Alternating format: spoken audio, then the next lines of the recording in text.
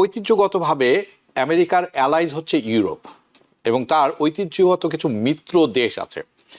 তাদের সাথে অনেকেই মনে করেন ডোনাল্ড ট্রাম্প মানে ট্রানজ্যাকশনাল চুক্তি করতে গিয়ে বা ট্রানজ্যাকশনাল পর্যায়ে নিয়ে যেয়ে সেই সম্পর্কগুলো উনি খুব খারাপ অবস্থায় নিয়ে গেছেন। ইউরোপের সাথে তার যে বাণিজ্যিক যে অসমতা এবং নেটো নিয়ে তার যে তার যে আপনার ইচ্ছার প্রতিফলন, এগুলো ঘটাতে গিয়ে ইউরোপের মধ্যে সে একটা বন্ধুর চাইতে শত্রুতা ভাবাপন্ন একজন ব্যক্তি হয়ে দাঁড়িয়েছে। ইউক্রেন নিয়ে এবং রাশিয়া নিয়ে যে বিষয়টা ট্রাম্প দেখছেন, সেখানেও ট্রাম্প একটা যেভাবেই হোক ডিফেক্টিভ হলেও একটা সলিউশন দেওয়ার জন্য চেষ্টা করছে। তার উগ্রতা, তার উদ্ধতপনা এবং তার ওই যে একনায়ক হবার যে চেষ্টা এবং আপনার ডেমোক্রেসিকে পরোয়া না করা, এইসব কারণে হয়তো বা ডোনাল্ড ট্রাম্পকে প্রথমত হয়তো খেসারত দিতে হবে মিডটার্ম ইলেকশনে। ঐতিহ্যগতভাবে আমেরিকার অ্যালাইজ হচ্ছে ইউরোপ এবং তার ঐতিহ্যগত কিছু মিত্র দেশ আছে।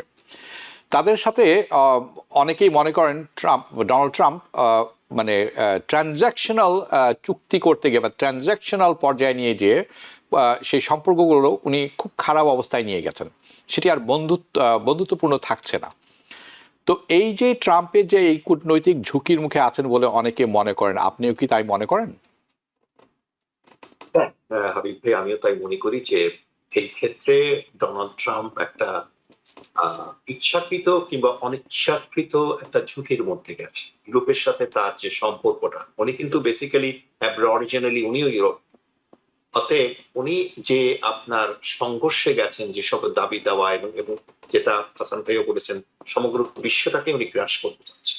উনি হবেন একমাত্র নেতা এবং সবাই ওনার কাছে এসে সবকিছু বলবে, ওনার কাছ থেকে সাহায্য নেবে উনি, এবং এভরিথিং উনি কিন্তু কথা কথা great, America is the great, আমেরিকাই হবে গ্রেট, হবে সব দিকে গ্রেট। এবং এই ক্ষেত্রে আপনি হয়তো দেখবেন যে গ্রিনল্যান্ড দখল করা এবং সেটাকে তাদের নিজের এখনো সে দখল করার একটা অভিলাষ, তার ইচ্ছা আছে।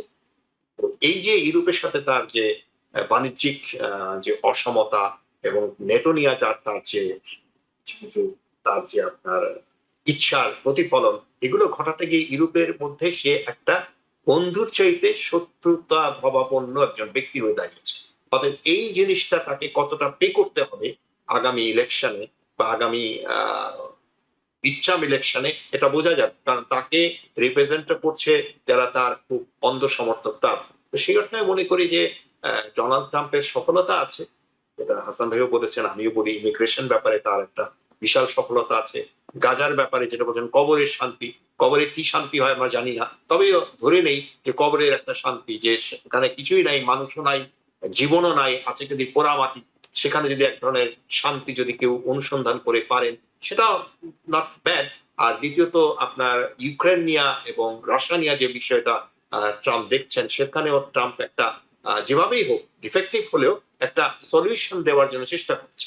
অতএব সেই অর্থে আমি বলবো এইসব দিকে আপনার ট্রাম্পের কিছু সফলতা আছে নিঃসন্দেহে, কিন্তু আপনার আভ্যন্তরীণ ক্ষেত্রে আপনার যদি সেই মানুষের শান্তি না থাকে, মানুষের যদি দৈনন্দিন অর্থনৈতিক জীবন দুর্বিষহ হয়ে যায়, মানুষের মেডিকেল সুবিধা যদি মানুষ বঞ্চিত হয়, সেই সমর্থনটা কিন্তু তাকে আপনার ওভারকাম করতে দিবে, কারণ সে আভ্যন্তরীণ ক্ষেত্রে অত্যন্ত বিফল বলা যেতে পারে, কারণ তার উগ্রতা, তার উদ্ধতপনা এবং তার ওই যে একনায়ক হবার যে চেষ্টা এবং আপনার ডেমোক্রেসিকে পরোয়া না করা, এইসব কারণে হয়তো বা ডোনাল্ড ট্রাম্পকে প্রথমত হয়তো খেসারত দিতে হবে মিডটার্ম ইলেকশনে, এবং তারপর আমি জানি না রিপাবলিকান 2028 সালে এই খেসারতটা কিভাবে দিবে। তো আমি মনে করি যে Donald Trump is not in a good position as he was before 6 months or 1 year.